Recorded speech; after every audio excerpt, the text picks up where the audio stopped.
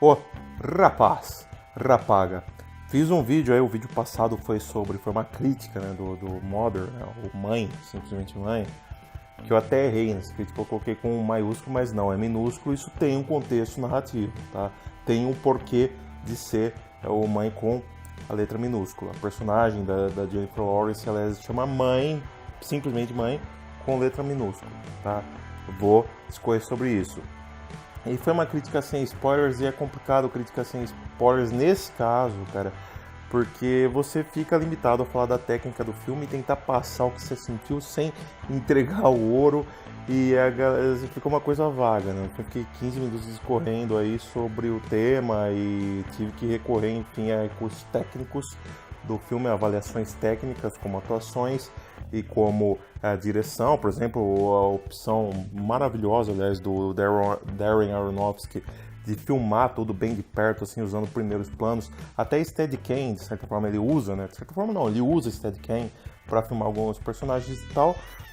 E eu não pude falar, por exemplo, do figurino ou da fotografia em si, porque iria de uma certa forma entregar ouro, entregar detalhes que você poderia não gostar lá na frente, né? Se não assistiu o filme ainda, complicado você ficar sabendo. Aliás, se você não assistiu o filme ainda, não assista esse vídeo, assista ao anterior que eu faço sem spoilers, tá? Então é o seguinte, eu vi vários vídeos aí na internet, o que eu mais gostei foi o do Bilheterama, se eu não me engano o nome do canal, vou linkar, botar aqui na descrição o link, mas enfim, você pode analisar Mãe ou Mother com letra minúscula, vale dizer, de vários prismas, tá? Você pode usar do prisma como um filme estranho, e por estranho eu não digo assim o formato do filme, nem o conteúdo, eu digo assim, a arte do estranho, tá? É o movimento artístico, né? Que na literatura existiu e a pessoa divide, né? O que é fantasioso do que é de fantasia. O fantasioso seria o estranho, tá? E o maravilhoso seria de fantasia. Então o estranho é quando você tem uma conexão entre o mundo real e o sobrenatural, tá? E não tem lá grandes explicações lógicas para isso. E o maravilhoso você tem essa conexão entre um mundo fictício mais uma série de acontecimentos extremamente fictícios, sobrenaturais, que fazem sentido, né? Assim, acontecimentos não apenas sobrenaturais, mas também fantásticos e tudo mais, que faz sentido dentro da lógica do filme, dentro do universo diegético do filme. Por exemplo, você pega o filme do Capitão América, faz sentido o cara tá um magrelinho, ficar bombadão tal com uma única injeção, porque é no universo do filme que ele é possível. Tá? Então você tem, por exemplo, os Vingadores, tem tudo o Tesseract que destrói planetas e tudo mais, em tudo uma guerra intergaláctica. Então faz sentido aquilo existir, porque aquilo é o universo do filme. É diferente, por exemplo, de você. Então isso seria, no caso, maravilhoso. Agora, se você pegar, por exemplo, o Chamado, o que acontece? O cara tá no mundo aparentemente real, claro que não literalmente real, mas enfim, é uma cidade real, uma cidade que existe, são pessoas normais, aprende todo mundo tudo muito normal. Eles têm um contato com o sobrenatural que ameaça o mundo normal deles, né? Então você tem essa ligação, uma desconexão lógica entre o mundo que é real, pelo menos é bem palpável de se absorver no contexto real, com um acontecimento totalmente real, totalmente sobrenatural, que é no caso a Samara, que sai da tela da televisão, mata a pessoa e blá blá blá. Enfim, só para explicar então a diferença entre estranho e o maravilhoso, fantástico e tal. E em um filme, eu citei Confissão de Lúcio, o livro Confissão de Lúcio do Mário de Sá Carneiro, no meu vídeo anterior, tá? E faz sentido sim, porque aquele é um livro que você pode encarar pelos dois lados, tanto pelo maravilhoso quanto pelo estranho, né? E nesse filme aqui, nesse último Darren Aronofsky, né, no Mãe, você pode de fato encarar o filme tanto como seguindo pelo caminho do estranho, como seguindo pelo caminho do fantástico, do maravilhoso, né? E como assim? Por exemplo, o estranho eu acho que é um tanto quanto simplório, uma maneira um tanto quanto simplória, por isso que eu não gosto de filme de terror. Eu acho que filme de terror é muito simplório, né? E você encarar um filme como Mãe pelo prisma do estranho é uma coisa que eu diria que não faria tanto sentido assim, tanto para a história do filme, como o filme como um todo, porque ele é muito cheio de simbolismos, é um filme repleto de simbolismos, praticamente escancarados às vezes, né? Isso não é negativo não, pelo contrário, isso daí é extremamente positivo. O que acontece é o seguinte, você analisar ele pelo estranho é você encarar então que aquilo tudo aconteceu de fato, tá? A Jennifer Lawrence, ela presenciou tudo aquilo e de fato ela morreu, explodiu, a explosão, como eu disse, até spoiler tá rolando, mas o seu som desligou antes. Aí, se você ainda não assistiu o filme, se você já assistiu, fique bem à vontade que spoilers pra você é uma boa, né? Não chega a ser spoiler por sinal, pra você. Então você encara que a personagem da Jennifer Lawrence mesmo ocasionou a explosão da casa toda, deu aquela maluquice, e aí o coração pretejou de vez, morreu. Ela acabou morrendo e de fato o Javier Bardem realmente arrancou o amor dela, o coração dela, esmiuçou aquilo, fez uma nova joia, com aquela joia ele conseguiu dar sobrevida à casa e rebutar toda a situação ali, tá? Isso seria um tanto quanto se importa se analisar e realmente aí o filme seria uma porcaria, na minha opinião. É uma coisa totalmente sem pé nem cabeça e que funciona apenas como um filme de suspense convencional, nem suspense, ele é um terror mesmo, convencional. Aí não cola. Felizmente estamos falando de um diretor que é extremamente competente, um roteiro também, temos um roteiro excelente também. Eu acredito que seja um tanto quanto simplório pensar dessa forma. Agora, se a gente analisar o filme pelo prisma do maravilhoso, do fantástico e tal, a gente vai ter outras hipóteses bem mais interessantes ao meu ver, e eu vou falar aqui de todas elas, né?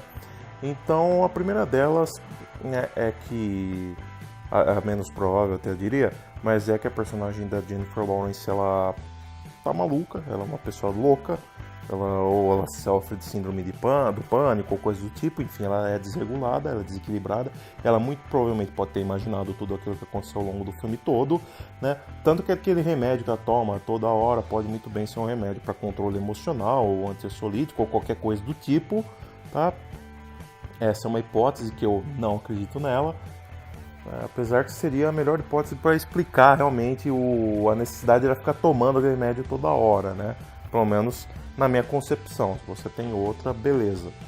Aliás, esse é um filme que não tem uma interpretação exata, graças a Deus, é tipo uma Odisseia no Espaço. Aliás, eu vou fazer um paralelo dele com a Odisseia no Espaço mais pra frente. É tipo uma Odisseia no Espaço, você pode ter a sua visão, a sua interpretação, mas não necessariamente ela é válida, ela é real. E isso eu acho maravilhoso, é um filme para ser repetido ao longo de décadas e décadas e décadas. Tal como uma Odisseia no Espaço, por que não? Por que não falar isso? Mas, enfim, essa é uma opção. Então a personagem de Jennifer Lawrence é maluca, bitolada e imaginou tudo aquilo, tá? Imaginou tudo aquilo desde o começo. A outra hipótese seria então realmente a gente assumir a interpretação que eu até meio que deixei ela, citei ela no meu vídeo anterior, né? Que é o fato de realmente estamos falando aí do escritor. Aí também, muito provavelmente, aquela loucura, todas as maluquices que acontecem, algo que se passa na cabeça da personagem da Jennifer Lawrence, porque ela ficou muito estressada ao ver que o marido dela, um artista, ele não dava tanto valor para ela, ele dava muito mais valor para as obras dele e para quem admira a obra dele, porque ele depende, logicamente, de quem admira a obra dele. E ela acabou ficando bitolada com aquilo, realmente tudo aquilo, a maluquice se passou na cabeça dela por conta disso daí, e ela acabou... Enfim, é um filme que fala, né, sobre essa necessidade do cara ter um ego inflado e precisar inflar ainda mais o ego com o amor dos outros. E ela, por outro lado, é uma pessoa sem amor próprio que acaba precisando do amor do marido e não é reconhecida, e a vida dela perde sentido, e aí começa a correr todas aquelas maluquices, ela pira, fica louca, começa a tomar remédio para curar os problemas que ela possa ter, e blá blá blá blá blá blá, e por aí vai. Então é um filme sobre o quão difícil é você ser um artista, porque para você ter esse processo de você leva um tempo para conseguir tecer esse processo de criação, esse processo de desenvolvimento da obra como um todo, né? É realmente um tanto complicado, eu sei, porque assim, eu escrevo por hobby, não por profissionalismo, tá? Eu não sou profissional da escrita, mas eu gosto de escrever, e quando você não consegue, você fica louco, cara. E outro, você gosta de ficar trancado no seu quarto. Por sinal, enquanto eu tava gravando esse vídeo, 2 vezes minha mãe já veio me interromper aqui, trazendo coisa, toda hora fica entrando no quarto. Quando você tá tentando pensar em alguma coisa, mesmo pra pensar pra gravar esse vídeo que seja, é realmente exaustivo, cara. É um processo exaustivo que você tem que fazer por amor, porque você gosta. Aí é óbvio que você espere que as outras pessoas assistam ou vejam a sua obra e gostem, né? E você acaba não dando tanto valor para as pessoas que estão ao seu lado, que nem minha mãe, né? Acabei de citar. Você não dá tanto valor às pessoas que estão ao seu lado. Minha namorada mesmo, ela fica reclamando que eu não dou atenção para tal. Porque eu gosto de me fechar no meu canto. Então, um escritor, artista, ele tranca no seu mundo, no seu mundinho. Ele cria o seu mundinho para poder produzir sem gente enchendo o saco, atormentando, toda hora interrompendo o seu processo. Eu não quero ser arrogante, mas enfim, o seu processo intelectual que induz aí a criação. Tal. Não estou dizendo que eu sou intelectual, mas eu estou falando de um processo intelectual que rola enquanto a pessoa faz aí a sua análise, sua construção, né? Ela se prepara para construir aquilo.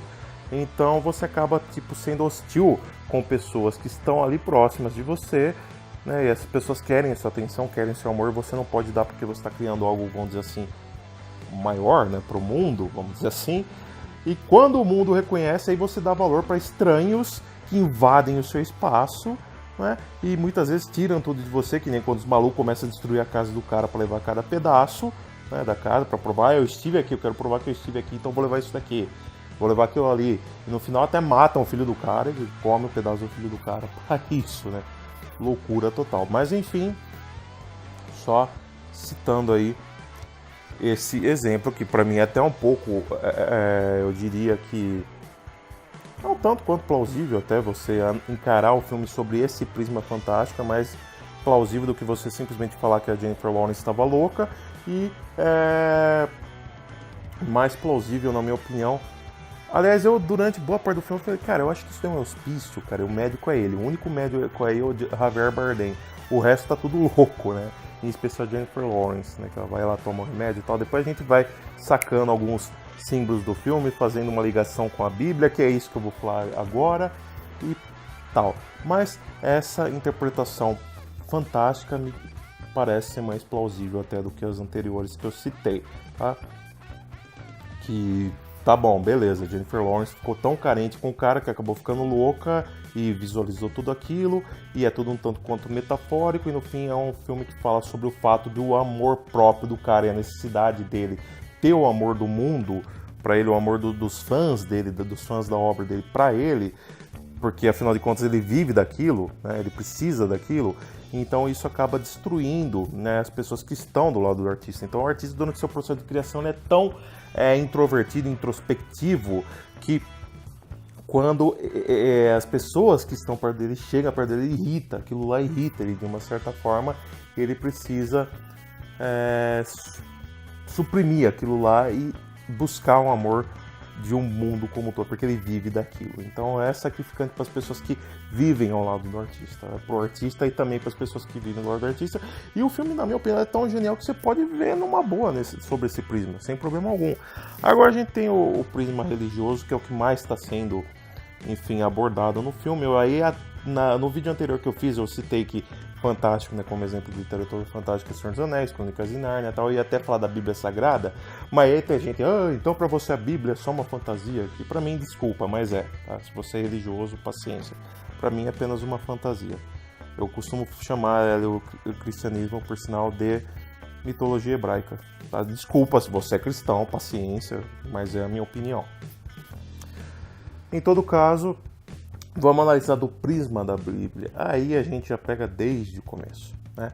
Quando o Javier Bardem bota aquela joia no pedestal dele, dá vida à casa, a casa começa a ser restaurada, logo em seguida a gente tem conhecimento, tem ciência da existência da personagem mãe com M minúsculo, vale saltar isso aí, vale falar bem disso daí, a mãe com M minúsculo. Então surge, ou seja, ele, que é o único no filme que, se não me engano, no final ele chama de Ham, com H maiúsculo. Por quê? Porque quando a gente fala de Deus, a gente fala de Deus com D maiúsculo, né? Tamanho respeito por Deus. E a mãe natureza, como sendo uma coisa, você não escreve natureza com N maiúsculo. Natureza você escreve com N minúsculo. Homem, M minúsculo, apesar que quando você vai falar da espécie em si, você bota o M maiúsculo, o H maiúsculo. Mas beleza. Então a gente pega, por exemplo, o fato dele colocar aquela joia no pedestal da vida casa, como se aquilo lá fosse a essência da formação da vida, tá? Então ele constrói a casa, que seria o planeta Terra, e permeia para manter o planeta Terra funcionando. O que ele faz? Deus então cria a Mãe Natureza. Ele põe a joia no pedestal, nasce a Mãe Natureza. Esse fato se repete no final do filme. O filme tem 3 ciclos, né, por assim dizer. Quando começa toda a casa destruída, ele bota a pedra ali, nasce novamente. Então o ciclo da Jennifer Lawrence seria, pelo menos que a gente tem ciência, seria o ciclo do meio do filme. Seria meio que um eterno retorno nietzschiano, por assim dizer, né? E esse ciclo do meio seria o ciclo da Jennifer Lawrence, que ela nasce, ela é a mãe, com M minúsculo, a Mãe Natureza, que Deus cria para completar, para preencher e manter a casa funcionando, a casa sendo o planeta Terra, no caso. Então aí a gente tem o início do Gênesis. A gente pode também pegar a mitologia grega para explicar isso aí, por que não? Então pega o Javier Bardem sendo Urano e, no caso, a Mãe Natureza, a Jennifer Lawrence, sendo a Mãe Gaia. Então a gente sabe que Urano teve uma relação com Gaia e nasceram os titãs e tudo mais.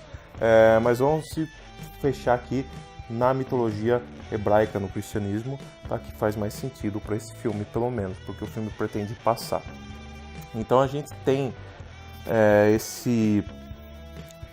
com o relacionamento desses dois. No dia seguinte aparece quem? Aparece Adão, que é o personagem do Ed Harris. Né? Como que eu sei que ele é Adão? É simples. Ele começa a passar mal porque ele começa a fumar, ele começa a querer se utilizar dos prazeres mundanos, dos prazeres materiais, começa a fumar, e a Jennifer Lawrence, não, a gente não fuma. Aí ele fala, não, vocês são inteligentes, que bom, vocês não passam mal por causa disso, vocês não fazem mal para si mesmo. Ela fala, não, a gente não fuma dentro da casa.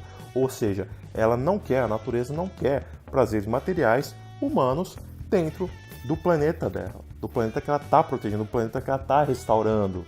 Né? Então ela expulsa o Ed Harris de casa. O Ed Harris vai fumar lá fora. Aí o que acontece? Durante a noite, ele começa a vomitar, ela vai ver e tá lá o Javier Bardem cuidando dele, e aí ele esconde uma cicatriz que o Ed Harris tem aqui na altura da costela. Por quê? Você sabe muito bem que Deus criou a Eva tirando uma costela de Adão. Ele tirou a costela de Adão, criou a Eva. E quem aparece no dia seguinte é justamente a mulher dele, do Ed Harris, que é a Michelle Pfeiffer. E aí ela começa, a Mãe Natureza começa a olhar estranha pra Deus e fala, pô, mas ele não falou que é casado.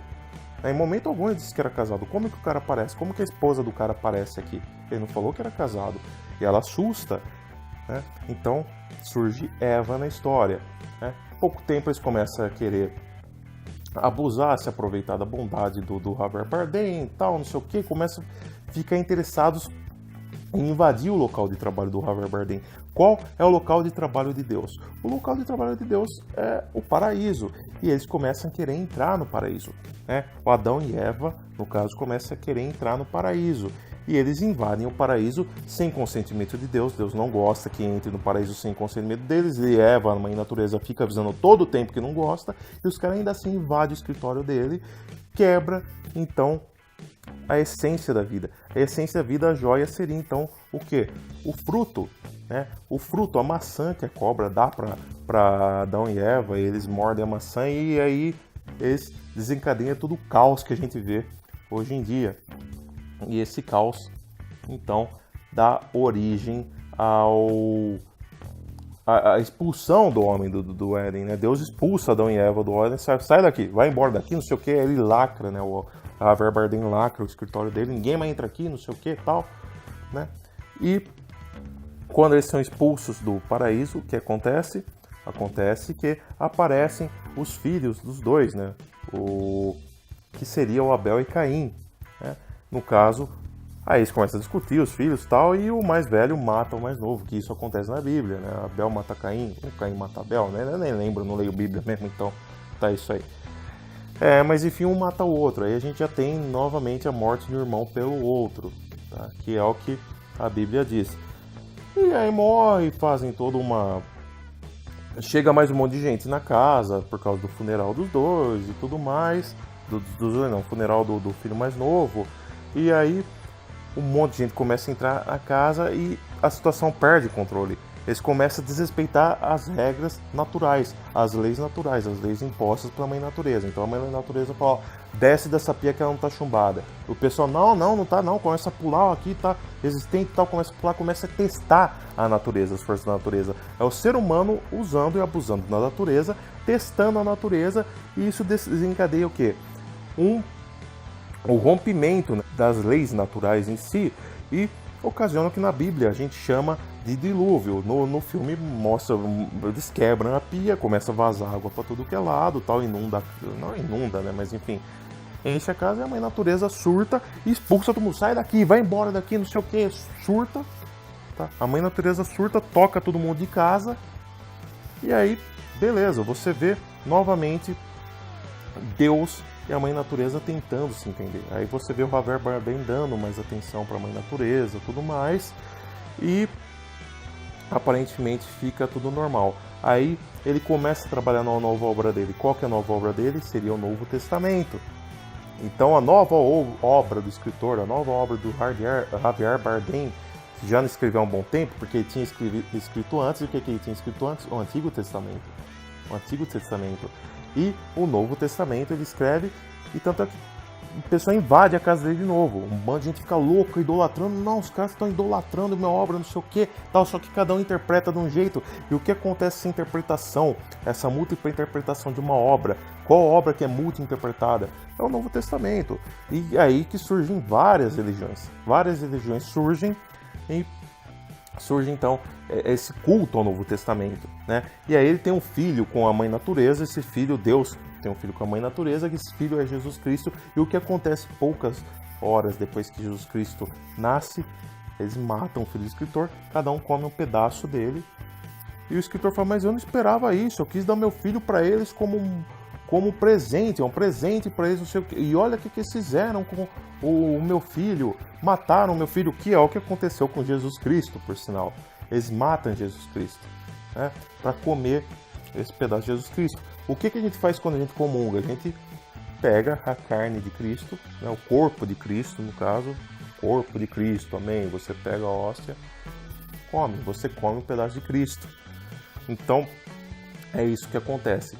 Aí a situação vai se desencadeando, o ser humano cada vez mais usufruindo do planeta, destruindo o planeta para usufruto próprio, né? Cada um levando um pedaço de casa, a situação vai perdendo completamente o controle, até que, por fim, a mãe natureza não aguenta mais e resolve surtar de vez, explode, detona o planeta. Ela vai lá e destrói o planeta, vai naquele cômodo interior da Terra, por assim dizer, explode a bomba, explode, dá o apocalipse total e mata todo mundo. Aí aparece no final a mãe natureza destruindo e o Javier Bardem intacto, completamente intacto.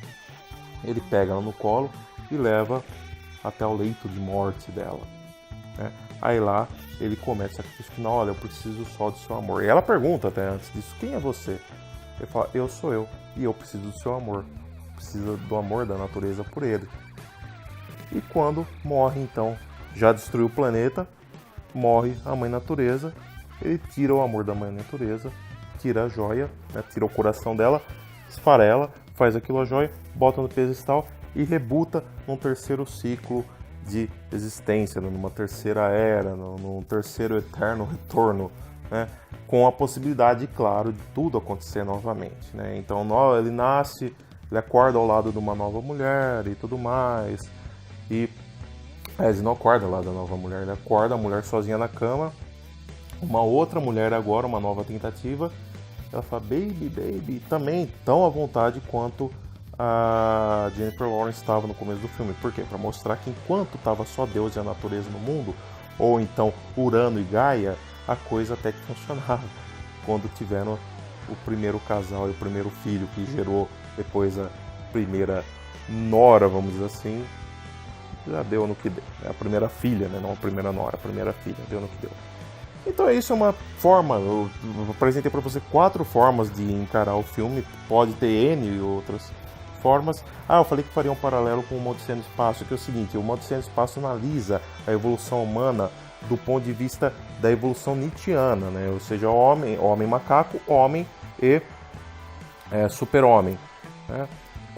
Sendo o homem apenas uma ponte entre o homem macaco e o Super-Homem. Essa ponte, é claro, você tem que seguir reto, você não pode olhar para baixo, não pode olhar para trás, você tem que seguir reto, né? E esse filme acaba sendo uma alegoria bíblica sobre a evolução humana. Então, enquanto um usa a alegoria científica, a alegoria do prisma filosófico nietzschiano sobre a evolução humana, é uma do seu espaço, esse filme Mãe faz um prisma, um paralelo, né, uma alegoria bíblica à evolução humana, né, do ponto de vista religioso. Então é isso, tem várias formas de você encarar o filme, você encara da maneira que achar mais plausível.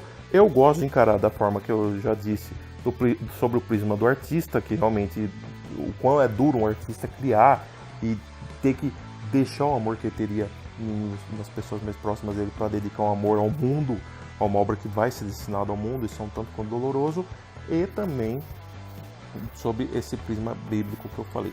Por esse vídeo é isso, já ficou bem longo, mas paciência. É isso. Adiós, falou, fui, tchau, até mais. Espero que você tenha gostado, dá joinha, inscreve no canal. Eu nunca peço, tem que pedir, né? Começa a pedir, inscreve no canal aí, dá joinha, fala que você gostou e vamos em frente. Falou, adiós, fui, tchau.